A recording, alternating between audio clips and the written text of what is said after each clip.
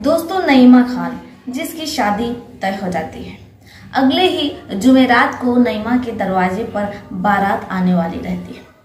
अब घर में सभी रिश्तेदार मौजूद होते हैं। दूर दराज से रिश्तेदार नईमा के घर पहुंच जाते हैं, क्योंकि अगले पीर यानी कि जुमेरात को नगमा के दरवाजे पर बारात आने वाली रहती है। नईमा के अब्बू मोहम्मद आफ्ताब और नईमा के दोनों भाई बड़े ही जोरों शोरों से शादी की तैयारियों में लगे रहते हैं, ताकि किसी चीज की कोई कमी ना रह पाए, क्योंकि मोहम्मद आफ्ताब के घर में ये पहली शादी थी। ऐसे में हर कोई चाहता था कि जितने भी रिश्तेदार हैं और खास तौर पे बाराती, उन्हें किसी भी तरह की कोई दिक्कत और समस्या ना हो। अब नईमा जिसके चेहरे पर हल्की सी मुस्कान रहती है, नईमा की अम्मी नईमा को समझाती हैं कि देखो, अब तुम पराई होने वाली हो, इसलिए तुम्हें अब अपने ससुराल को अपना घर समझना होगा। काफी समझाती है वो अपनी बेटी को, ताकि एक बेटी जो है अब पराई होने वाली है, अपने ससुराल जाने के बाद वो अपने ससुराल वालों की अच्छे से सेवा कर सके। नईमा अपनी अम्मी की हाँ में हाँ मिलाती है।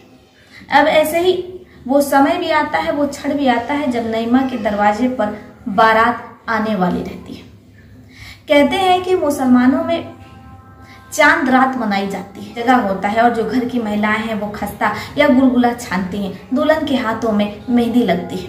पूरी रात रिश्तेदार जागते हैं। सुबह को दुल्हन के हाथों की मेहंदी का रंग देखा जाता है। कहते हैं कि जितना मेहंदी का रंग गाढ़ा होता है, उतना ही होने वाला शौहर अपनी बीवी को मानता है। लेकिन इससे पहले कि सुबह होती 4 साढ़े 4 बजे पूरे घर में मातम पसर जाता है। सभी लोग हैरान परेशान हो जाते हैं, क्योंकि दुल्हन कहीं भी मिल नहीं रही होती है।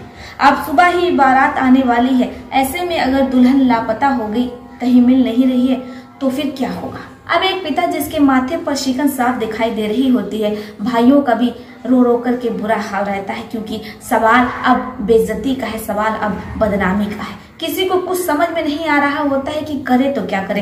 तभी कहते हैं कि जो आफ्ताब खान की बड़ी बहन रहती हैं, यानी कि नईमा की फूफी रहती है सबसे बड़ी वाली, वो अपने भैया को एक कमरे में बुलाती हैं और कानों में कुछ खुशबुसाती है। इसके बाद ये तय होता है कि नईमा की जगह जो नईमा की छोटी वाली बहन है, उसे दुल्हन बना करके बैठा दिया जाए। ऐसे में जो घर की बदनामी है, बेइज्जती, वो होने से बच जाएगी। अब होता भी वैसे ही है। लेकिन आखिर नईमा सुबह घर पर दरवाजे पर बारात आने वाली है, वो घर छोड़ करके कहाँ चली जाती है। नईमा की फूफी सभी लोगों को समझाते हैं कि देखो, वो बाद का मसला है, उसे हम देख लेंगे, लेकिन अभी सुबह बारात आने वाली है, दुल्हन को तैयार। नईमा की छोटी बहन रेहाना जिसे तैयार किया जा रहा होता है।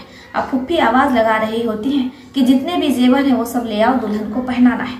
अब नईमा की अम्मी, जिनका नाम सलमा रहता है, सलमा अपने कमरे में जाती है, तिजोरी खोलती है तो उनके होश उड़ जाते हैं, क्योंकि तिजोरी में जितने भी जेवर थे, नकदी थे, वो सारे के सारे गायब थे। घर में कोहराम मच जाता है। एक और दुल्हन गायब है, दूसरी तरफ घर के सारे जेवर और नकदी गायब है, लापता है। किसी को कुछ समझ में नहीं आ रहा था कि वो करे तो क्या करे। अब यही जो फुफ्फी रहती है, जिनका नाम आफरीन रहता है, वो दोबारा से अपने भैया को समझाती और किसी तरीके से मामले को निपटाने की पूरी कोशिश करते हैं। वो कहते हैं कि ठीक है, चिंता मत करो, हमारा जो जेवर है, जो हमने अपनी बेटी के लिए रखा था, वो हम तुम्हारी बेटी को दे रहे हैं। फूफी आफरीन की सूझबूझ रेहाना, जो कि दुल्हन के जोड़े में तैयार होकर के बैठी रहती है। अब बारात दरवाजे पर आती है।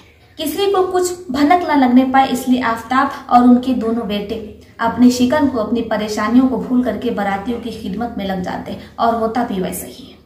कुछ ही घंटों बाद रेहाना विदा होकर के अपनी होने वाली बहन के ससुराल पहुंच जाती है। जैसे ही बारात दरवाजे से जाती है, अब पूरा परिवार जो कि रेहाना को ढूंढने में लग जाता है, लेकिन रेहाना कहीं नहीं मिलती, उसका नंबर भी स्विच ऑफ रहता है।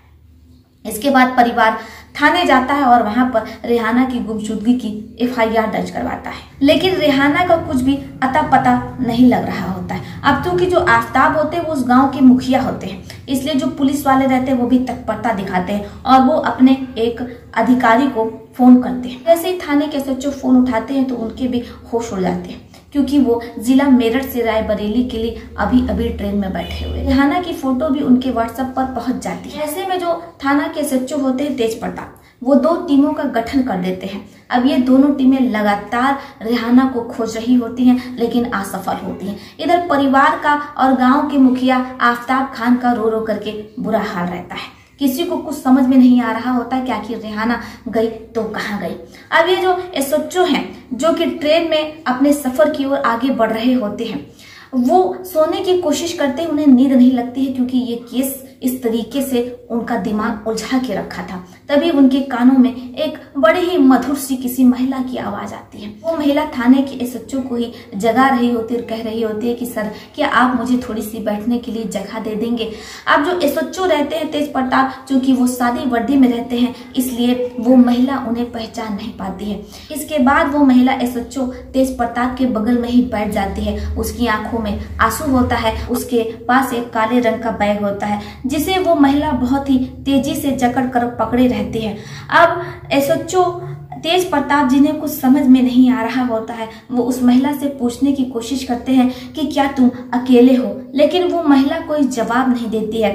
तेज प्रताप के बार बार पूछने पर वो महिला कहती है कि देखिए, आपसे कोई लेना देना नहीं है, मैं अकेले हूँ, या मेरे साथ कोई और है, मैं कहाँ जा रही हूँ। इस तरीके का सवाल आपको मुझसे नहीं करना चाहिए। अगर आप ऐसे मुझे परेशान करेंगे तो मैं जीआरपी वालों को बुला लूंगी। अब जो एसएचओ रहते हैं तेज प्रताप, आज तक उन्होंने कोई भी ऐसी तीखी लड़की नहीं देखी थी, ऐसा तीखा मिजाज नहीं देखा था, इसलिए जो उनकी रुचि रहती है वो उस लड़की में और बढ़ती जा रही थी। क्योंकि उस महिला का चेहरा ढका रहता है, सिर्फ उसकी आंखें दिख रही होती हैं, गोल गोल बड़ी बड़ी आंखें, जो तेज प्रताप को जब घूरती हैं तो तेज प्रताप के मन में भी एक सिहर सी दौड़ जाती है। इसलिए जो तेज प्रताप होते हैं वो उस महिला में इतनी ज्यादा रुचि ले लेते हैं कि उनका मन चाहता है कि काश वो उस महिला को देख सकते कि वो महिला दिखती कैसी होगी।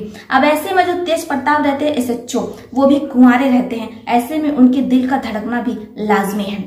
अब वो महिला खामोश रहती है। ऐसी सफर तेजी से अपने आगे की ओर बढ़ रहा होता है। तभी ट्रेन एक स्टेशन पर रुकती है। ऐसे में जो एसएचओ रहते हैं तेज प्रताप, वो स्टेशन पर जाते हैं और कुछ खाने पीने का सामान उस महिला के लिए लेकर के आते हैं। महिला की ओर थमाने लगते हैं, लेकिन महिला लेने से साफ इनकार कर देती है। इस पर जो तेज प्रताप रहते हैं एसएचओ, वो कहते हैं कि देखिए, आप मुझे अपना सहपाठी समझ सकती हैं, अपना मित्र समझ सकती हैं, या अपना दोस्त समझ सकती हैं। अब ऐसे में जब उस महिला को यकीन हो जाता है कि ये इंसान बुरा आदमी नहीं है, बल्कि एक अच्छा इंसान लग रहा है इसके स्वभाव से, इसलिए वो महिला अब एसएचओ तेज प्रताप सिंह से बातचीत करने की कोशिश करती है। धीरे धीरे वो महिला अब एसएचओ से इतना घुल मिल जाती है कि जैसे ही वो महिला पानी पीती है तो तेज प्रताप उसका चेहरा देख लेते हैं। जैसे ही वो उस महिला का चेहरा देखते हैं तो उन्हें विश्वास ही नहीं होता है कि ये तो वही महिला है जो कि अपने घर से शादी वाले दिन भाग गई है, तो नई नवेली दुल्हन है। अब जैसे एसएचओ ये देखते हैं तो उन्हें यकीन नहीं होता है। वो दोबारा अपने व्हाट्सएप पर जाते हैं और वो फोटो को ध्यान से देखते हैं। वो फोटो बिल्कुल वैसी ही थी जैसे कि वो महिला उनके बगल में बैठी हुई थी। लेकिन एसएचओ तेज प्रताप सिंह उस महिला से कुछ नहीं कहते हैं, बल्कि उससे पूछने की कोशिश करते हैं कि आखिर तुम कौन हो और कहाँ से आई हो, कहाँ जा रही हो। इस पर वो महिला फपक करके रोने लगती है और कहती है कि मेरा नाम रेहाना है और मैं अपने बॉयफ्रेंड से मिलने जा रही हूँ, क्योंकि मेरे माँ बाप ने मेरी मर्जी के खिलाफ मेरी शादी तय कर दी थी और मैं किसी दूसरे से शादी नहीं करना चाहती थी, इसलिए मैं घर से भाग गई। लेकिन मेरे बॉयफ्रेंड का नंबर स्विच ऑफ बता रहा है। ऐसे में मुझे कुछ समझ में नहीं आया, इसलिए मैं घर से निकल गई और अब मैं अपने बॉयफ्रेंड के पास जा रही हूँ ताकि मैं अपने बॉयफ्रेंड से शादी कर लूँ। जब ये बात एसएचओ तेज प्रताप सुनते तो वो कहते हैं कि तुम घबराओ नहीं, मैं तुम्हारी शादी तुम्हारे बॉयफ्रेंड से करवाऊंगा। मैं भी तुम्हारे साथ चल रहा हूँ, अगर कोई तुम्हें दिक्कत आई, परेशानी आई तो मैं तुम्हारे साथ खड़ा रहूंगा। अब जैसे ही वो महिला सुनती है जिसका नाम रेहाना रहता है तो वो फूट फूट करके रोने लगती है। एसएचओ तेज प्रताप सिंह उस महिला के आंसू पोंछते हैं, अपना रुमाल थमाते और कहते हैं कि अब मैं आपका हमदर्द हूँ, आपका अपना साथी हूँ। अब ऐसे में कुछ देर बाद रेहाना और एसएचओ तेज प्रताप जगह पर पहुंच जाते हैं जहां की उसका बॉयफ्रेंड रहता था। रेहाना तेजी से अपने कदमों को बढ़ाती है और अपनी बैग को थामे हुए वो एसएचओ के साथ मंजिल की ओर यानी कि अपने प्रेमी के घर पहुंच जाती है। अब जैसे ही प्रेमी के घर वाले एक अनजान महिला को देखते हैं तो वो उसे घर में घुसने नहीं देते हैं। रेहाना चीख रही होती है चिल्ला रही होती और बता रही होती कि देखिए मैं आपके बेटे आसिफ की गर्लफ्रेंड हूँ और मैं यहाँ उससे शादी करने आई हूँ। अब जैसे ही परिवार ये सुनता है तो कहता है कि देखो आसिफ यहाँ पर नहीं है, ये तुम्हारा मामला है, तुम आसिफ से ही समझो। रेहाना आसिफ के घर वालों से कहती है कि देखिए आसिफ का नंबर तो स्विच ऑफ बता रहा है, ऐसे में आप ही बताइए कि मैं क्या करूं। अब परिवार जिन्हें बहुत गुस्सा आता है इसलिए वो आसिफ को खोजने निकल जाते हैं और उसे बाजार से पकड़ करके वो सीधे रेहाना के सामने ले आते हैं। अब जैसे आसिफ और रेहाना का सामना होता है, रेहाना आसिफ के गले लग जाती है, फूट फूट करके रोने लगती है। लेकिन जो आसिफ रहता है वो रेहाना से कहता है कि देखो तुमसे शादी नहीं करना चाहता हूँ, मेरी भी मजबूरी समझने की कोशिश करो क्योंकि मैं पहले से ही शादीशुदा हूँ, मेरी 2 बेटियां हैं, मुझ पर रहम खाओ और मैं तुमसे शादी नहीं कर सकता हूँ। अब जैसे ही रेहाना को इतनी बड़ी बात पता चलती है कि जिसे वो अपना सब कुछ मान रही थी, दिल दे बैठी थी, वो पहले से ही शादीशुदा था, जब उसे पता चलता है कि उसके साथ इतना बड़ा विश्वासघात हुआ है, इतना बड़ा धोखा हुआ है, तो रेहाना पूरे तरीके से टूट जाती है और खुद की जान देने पर आमादा हो जाती है। लेकिन यही जो एसएचओ रहते हैं तेज प्रताप सिंह, वो रेहाना को समझाते हैं और कहते हैं कि मैं तुम्हारा हाथ थामने को तैयार हूँ, मैं तुमसे शादी करने को तैयार हूँ। इसके बाद जो एसएचओ रहते हैं तेज प्रताप सिंह, वो रेहाना से कोर्ट मैरिज कर लेते हैं। ऐसे में जो जज रहते हैं वो भी एसएचओ की यानी कि तेज प्रताप सिंह की बहुत तारीफ करते हैं कि मर्द हो तो ऐसा हो, जिसने एक ऐसी औरत को सहारा दिया जो कि बेसहारा थी, लाचार थी, मजबूर थी, जो अब जीना छोड़ चुकी थी। ऐसे में जो एसएचओ है तेज प्रताप सिंह, वो उस महिला की जीने की आस बनते हैं। आशा करती हूँ कि आपको ये जो कहानी बेहद पसंद आई होगी। आपका इस पर क्या सुझाव है, आप अपनी राय कमेंट बॉक्स में लिख सकते हैं। क्या हर आदमी को एसएचओ तेज प्रताप सिंह जैसा होना चाहिए जो कि महिलाओं का हाथ थाम सके, उनके दुख में उनका सहारा बन सके, ना कि उनके बुरे समय में उन्हें छोड़ दे। अगर मर्द हो तो थाने के एसएचओ तेज प्रताप सिंह जैसा होना चाहिए जो कि महिलाओं के दुख में उनके साथ खड़ा रह सके, महिलाओं का सहारा बन सके और जीवन भर के लिए उनका हाथ थाम सके। इसलिए आप लोग किसी का मन ना दुखाएं, किसी का दिल ना तोड़ें, किसी को धोखे में ना रखें और शादी अपने गर्लफ्रेंड से, अपने बॉयफ्रेंड से करें जिससे आप प्यार करते हैं। अपने प्रेमी के लिए, अपने प्रेमिका के लिए आप लोग कमेंट बॉक्स में हार्ट जरूर बनाइएगा। हमारा कमेंट बॉक्स हार्ट से भर जाना चाहिए। तो चलिए फिर चलती हूँ, मिलती हूँ आपसे किसी और कहानी में। तब तक के लिए आप अपने परिवार का ध्यान रखिए। आदाब, श्रीका, नमस्कार।